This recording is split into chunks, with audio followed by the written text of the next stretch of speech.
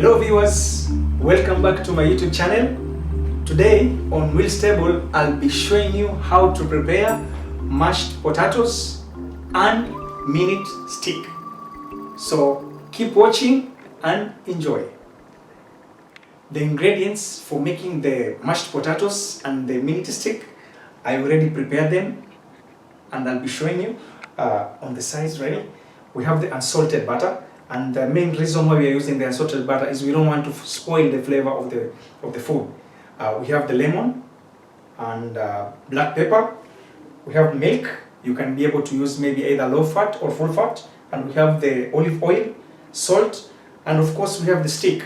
And the steak, I already seasoned it in advance just for me to be able to show you back home how it is and how we prepare.